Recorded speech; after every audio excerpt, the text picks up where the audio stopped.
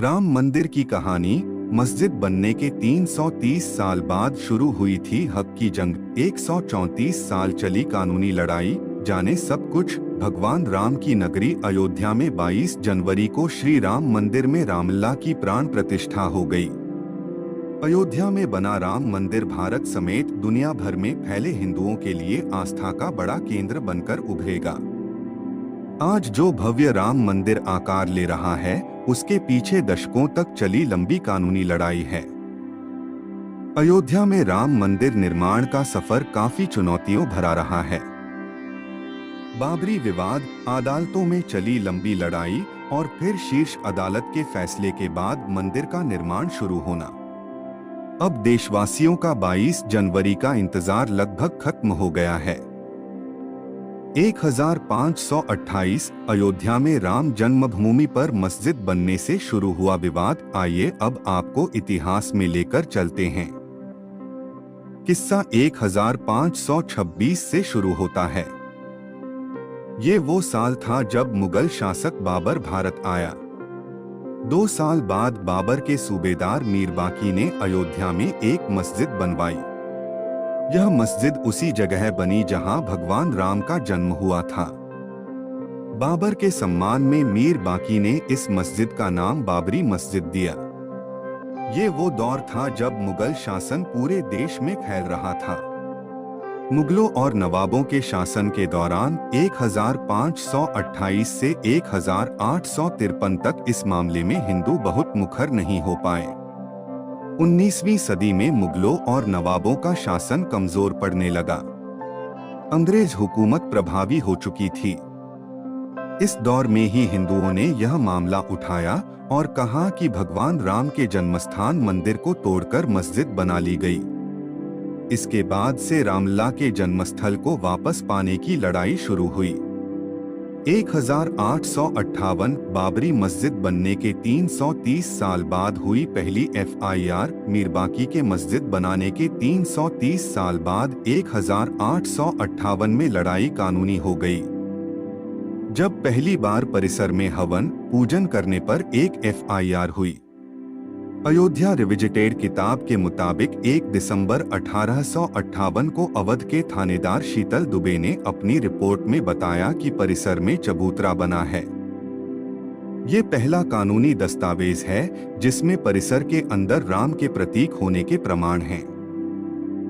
इसके बाद तारों की एक बाड़ खड़ी कर विवादित भूमि के आंतरिक और बाहरी परिसर में मुस्लिमों और हिंदुओं को अलग अलग पूजा और नमाज की इजाजत दी गई। 1885 जब अदालत पहुंची राम के लिए पक्के घर की बात 1858 में हुई घटना के 27 साल बाद 1885 में राम जन्मभूमि के लिए लड़ाई अदालत पहुंची, जब निर्मोही अखाड़े के महंत रघुबर दास ने फैजाबाद के न्यायालय में स्वामित्व को लेकर दीवानी मुकदमा दायर किया। दास ने बाबरी ढांचे के बाहरी आंगन में स्थित राम चबूतरे पर बने अस्थायी मंदिर को पक्का बनाने और छत डालने की मांग की। जज ने फैसला सुनाया कि वहां हिंदुओं को पूजा अर्चना का अधिकार है, लेकिन वे जिलाधिकारी के फैसले के खिलाफ मंदिर को पक्का बनाने और छत डालने की अनुमति नहीं दे सकते। 1949 मूर्तियों का प्रकटीकरण। एक ओर जहां देश भर में अंग्रेजों के खिलाफ आंदोलन चलाकर आजादी लेने की मुहिम जारी रही, वहीं दूसरी ओर राम जन्मभूमि की लड़ाई भी जारी रही। देश के आजाद होने के 2 साल बाद 22 दिसंबर 1949 को ढांचे के भीतर गुंबद के नीचे मूर्तियों का प्रकटीकरण हुआ। 1950 आजादी के बाद पहला मुकदमा। आजादी के बाद पहला मुकदमा हिंदू महासभा के सदस्य गोपाल सिंह विशारद ने 16 जनवरी 1950 को सिविल जज फैजाबाद की अदालत में दायर किया। विशारद ने ढांचे के मुख्य गुंबद के नीचे स्थित भगवान की प्रतिमाओं की पूजा अर्चना की मांग की। करीब 11 महीने बाद 5 दिसंबर 1950 को ऐसी ही मांग करते हुए महंत रामचंद्र परमहंस ने सिविल जज के यहाँ मुकदमा दाखिल किया। मुकदमे में दूसरे पक्ष को संबंधित स्थल पर पूजा अर्चना में बाधा डालने से रोकने की मांग रखी गई। 3 मार्च 1951 को गोपाल सिंह विशारद मामले में न्यायालय ने मुस्लिम पक्ष को पूजा अर्चना में बाधा न डालने की हिदायत दी। ऐसा ही आदेश परमहंस की तरफ से दायर मुकदमे में भी दिया। 1959 निर्मोही अखाड़े ने मांगी पूजा अर्चना की अनुमति। 17 दिसंबर 1959 को रामानंद संप्रदाय की तरफ से निर्मोही अखाड़े के 6 व्यक्तियों ने मुकदमा दायर कर इस स्थान पर अपना दावा ठोका। साथ ही मांग रखी कि रिसीवर प्रियदत्त राम को हटाकर उन्हें पूजा अर्चना की अनुमति दी जाए। यह उनका अधिकार है। मुकदमों की कड़ी में एक और मुकदमा 18 दिसंबर 1961 को दर्ज किया गया। ये मुकदमा उत्तर प्रदेश के केंद्रीय सुन्नी वक्फ बोर्ड ने दायर किया। कहा कि यह जगह मुसलमानों की है। ढांचे को हिंदुओं से लेकर मुसलमानों को दे दिया जाए।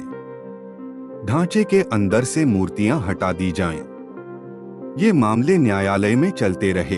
फैसलों की बात करें उससे पहले रामकाज के लिए हुए कुछ और आंदोलनों की तरफ चलते हैं। 1982 हिंदू धर्मस्थलों की मुक्ति का अभियान, बात 1982 की है। ये वो साल था जब विश्व हिंदू परिषद ने राम, कृष्ण और शिव के स्थलों पर मस्जिदों के निर्माण को साजिश करार दिया और इनकी मुक्ति के लिए अभियान चलाने का ऐलान किया। 2 साल बाद 8 अप्रैल 1984 को दिल्ली में संत महात्माओं, हिंदू नेताओं ने अयोध्या के श्री राम जन्मभूमि स्थल की मुक्ति और ताला खुलवाने को आंदोलन का फैसला किया। 1986 परिसर का ताला खुला। मुकदमों की बात हुई है तो फिर से कानूनी लड़ाई की ओर चलते हैं और बात फैसलों की करते हैं। एक फैसला 1 फरवरी 1986 को आया जब फैजाबाद के जिला न्यायाधीश के एम पांडेय ने स्थानीय अधिवक्ता उमेश पांडेय की अर्जी पर इस स्थल का ताला खोलने का आदेश दे दिया। फैसले के खिलाफ इलाहाबाद उच्च न्यायालय की लखनऊ खंडपीठ में दायर अपील खारिज हो गई। 1989 राम जन्मभूमि पर मंदिर का शिलान्यास। जनवरी 1989 में प्रयाग में कुंभ मेले के दौरान मंदिर निर्माण के लिए गांव-गांव शिला पूजन कराने का फैसला हुआ। साथ ही 9 नवंबर 1989 को श्री राम जन्मभूमि स्थल पर मंदिर के शिलान्यास की घोषणा की गई। काफी विवाद और खींचतान के बाद तत्कालीन प्रधानमंत्री राजीव गांधी ने शिलान्यास की इजाजत दे दी। बिहार निवासी कामेश्वर चौपाल से शिलान्यास कराया गया। 1990 आडवाणी ने शुरू की रथ यात्रा, आंदोलन को दी धार। 1990 के दशक में आंदोलन तेज हो रहा था। इस बीच सितंबर 1990 को लाल कृष्ण आडवाणी रथ यात्रा लेकर निकले। इस यात्रा ने राम जन्मभूमि आंदोलन को और धार दे दी। देश की राजनीति तेजी से बदल रही थी। आडवाणी गिरफ्तार हुए। गिरफ्तारी के साथ केंद्र में सत्ता परिवर्तन भी हुए। भाजपा के समर्थन से बनी जनता दल की सरकार गिर गई। कांग्रेस के समर्थन से चंद्रशेखर प्रधानमंत्री बने। ये सरकार भी ज्यादा नहीं चली। नए सिरे से चुनाव हुए और एक बार फिर केंद्र में कांग्रेस सत्ता में आई। इन सब के बीच आई वो ऐतिहासिक तारीख जिसका जिक्र किए बिना ये किस्सा पूरा नहीं हो सकता है। 1992 विवादित ढांचा गिरा, कल्याण सरकार बर्खास्त। तारीख थी 6 दिसंबर 1992। इस दिन अयोध्या पहुंचे हजारों कारसेवकों ने विवादित ढांचा गिरा दिया। इसकी जगह इसी दिन शाम को अस्थायी मंदिर बनाकर पूजा अर्चना शुरू कर दी। केंद्र की तत्कालीन पीवी नरसिम्हा राव सरकार ने राज्य की कल्याण सिंह सरकार सहित अन्य राज्यों की भाजपा सरकारों को भी बर्खास्त कर दिया।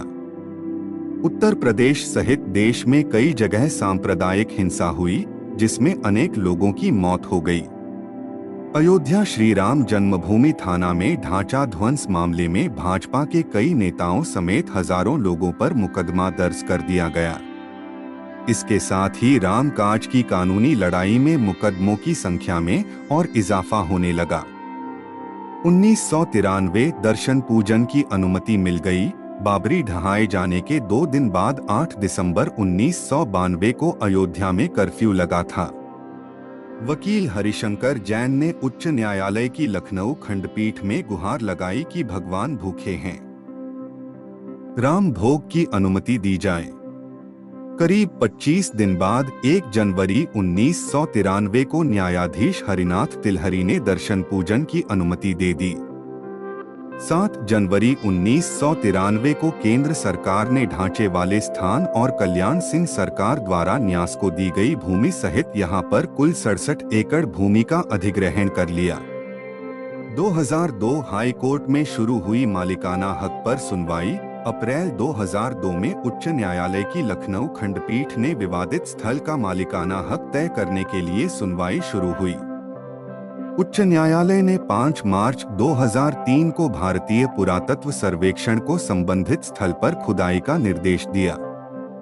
22 अगस्त 2003 को भारतीय पुरातत्व सर्वेक्षण ने न्यायालय को रिपोर्ट सौंपी।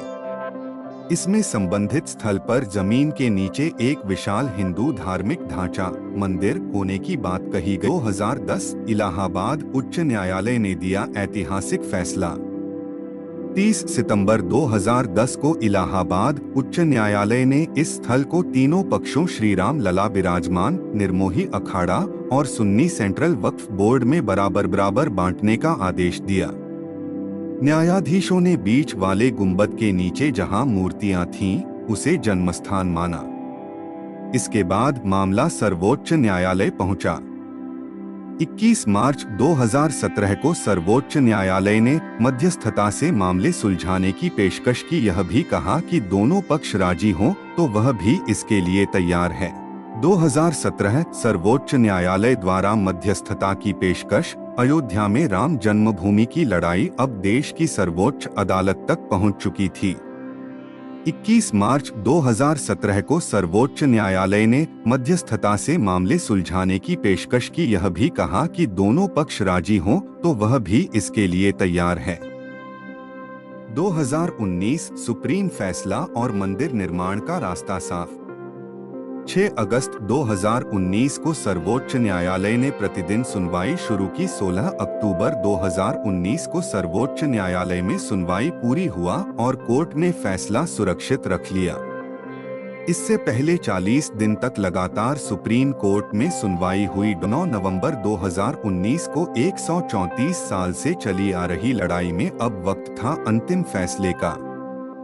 9 नवंबर 2019 को सर्वोच्च न्यायालय ने संबंधित स्थल को श्री राम जन्मभूमि माना और 2.77 एकड़ भूमि रामलला के स्वामित्व की मानी।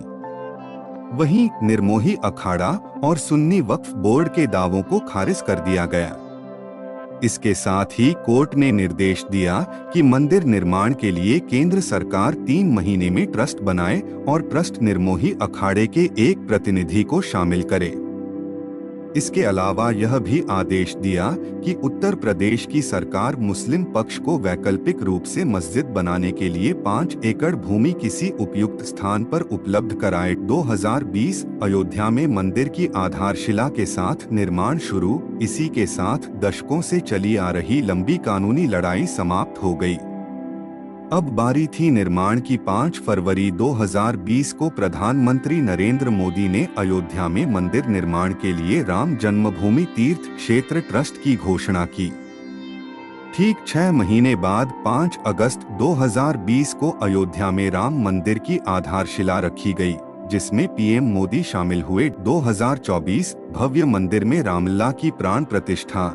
134 साल चली कानूनी लड़ाई के बाद अब अयोध्या में भव्य राम मंदिर का निर्माण हो रहा है। राम जन्मभूमि पर मंदिर के पहले चरण का काम पूरा हो गया है। 22 जनवरी 2024 की वह ऐतिहासिक तारीख है जब मंदिर में भगवान राम की प्राण प्रतिष्ठा हुई। 23 जनवरी से मंदिर आम लोगों के लिए खुल जाएगा।